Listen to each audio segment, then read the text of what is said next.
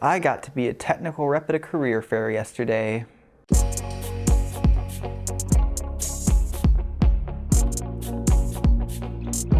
If you go to a university, you've probably seen career fairs popping up here and there. Now, when I was a student, they were pretty much all in person, but today some are virtual, and that's what I got to be a technical representative at. Now, the thing is, when I originally talked about career fairs in my tier list video, I didn't rank them very high. My experience on the other side hasn't really pushed them up in ranking. I think actually C is right where they belong. But see, here's the thing. If you're doing a lot of other things, a career fair or internship fair can be a great way to get your foot in the door. But there's something that you need to understand.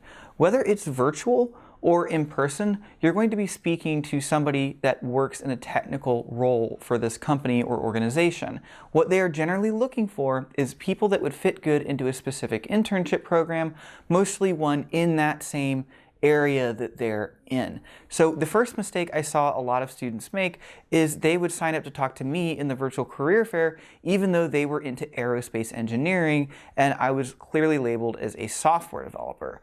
Now, maybe I made it a little bit unfair by being unspecific in my job title. I didn't really expand upon specifically what I did.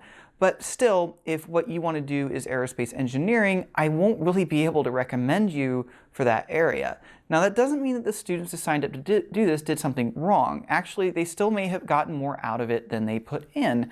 And that's because there's a lot more to it than potentially getting a job. But we'll talk about that later. So the first thing is, how can you get a job out of one of these things?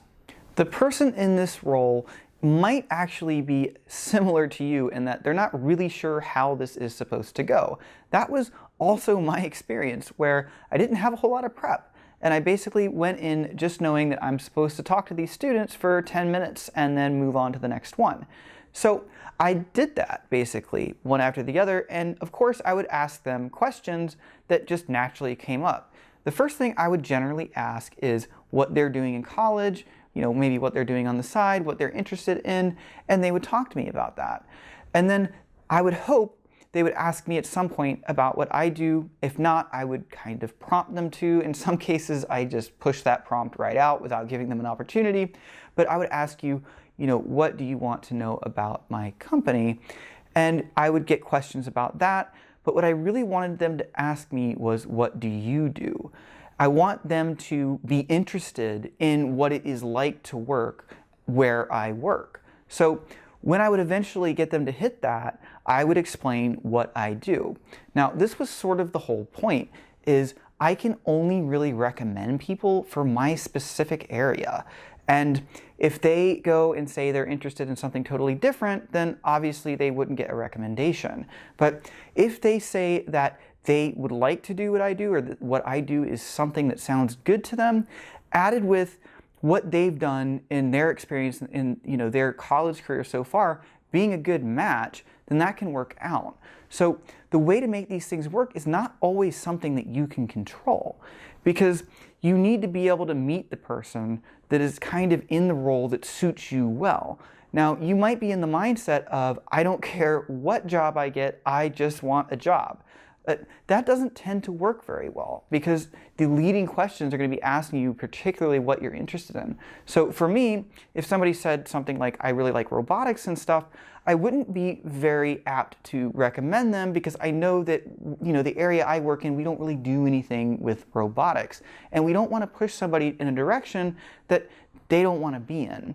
So the way to win this is to happen to get with a technical representative that actually does something that you're interested in. Now, there was one specific student that I did recommend, and that's because when we opened, he talked about being a full stack developer and having a lot of different coding skills, and that's kind of where he ended up in his career at that point.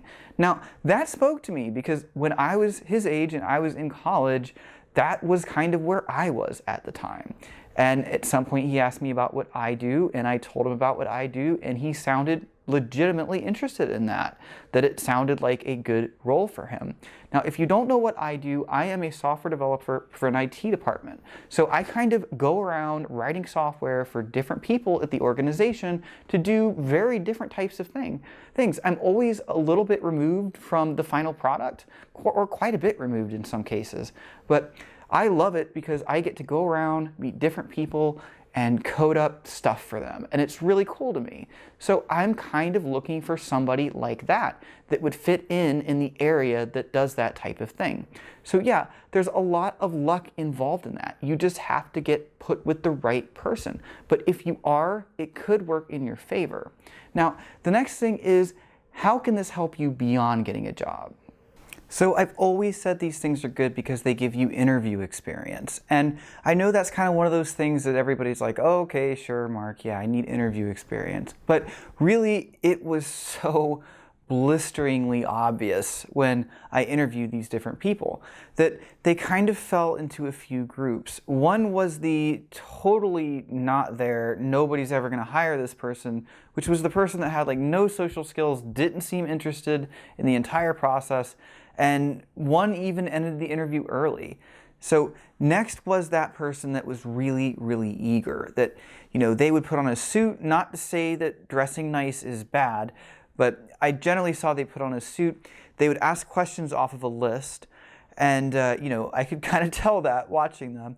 And they also seemed very nervous. Now, being nervous on its own is not really a bad thing, but it's clear a ways into the conversation that this person is just trying to push himself to get a job, no matter what that means. Now, as somebody who's helping to recruit or somebody trying to find somebody good for my area, once I think that this person is just having, they're trying to say whatever they need to say to get the job, I kind of feel like I can't authentically recommend them at that point.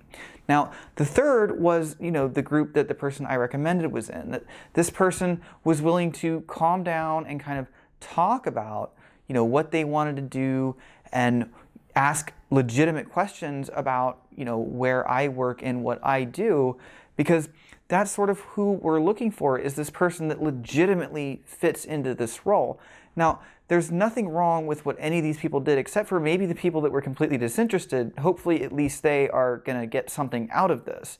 But we're looking for somebody, when it comes to interviewing, that can interview and show us who they are. We don't want to talk to a facade or somebody who is just trying to say whatever they have to say to get the job. And unfortunately, it is very clear when that is the case. Now, if you are in that position, I completely understand. I spent a lot of time in that position, which was basically just, please, please give me a job. I don't care what it is, where it is, just I need a job. I have student loans to pay off. That's okay. I get that. And those are the people that I actually have a lot of hope for, because they're coming to these things, they're doing them, and each time they do them, they're going to get a little bit better at this experience, at doing this type of interview experience. And, the thing is, even the person I recommended, they're going to have to do an interview before they can get through.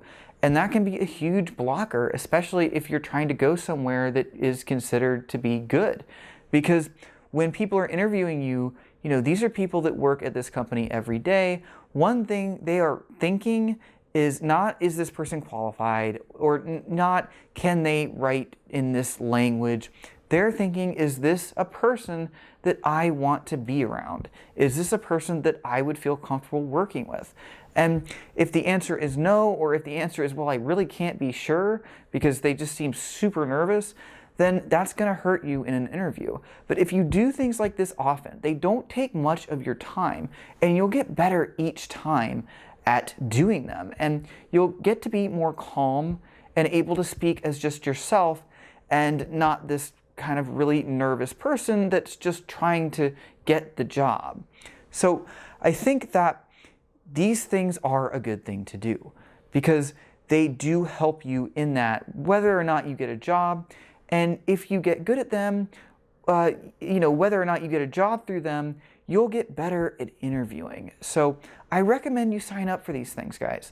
They're not actually that time consuming. A lot of them are virtual now, meaning you can do it from your apartment, from your dorm, or whatever. And that's where I saw a lot of people was just literally in their dorm, on their computer, maybe not even dressed up that fancy. And it's worth the time. Okay? Have a good night.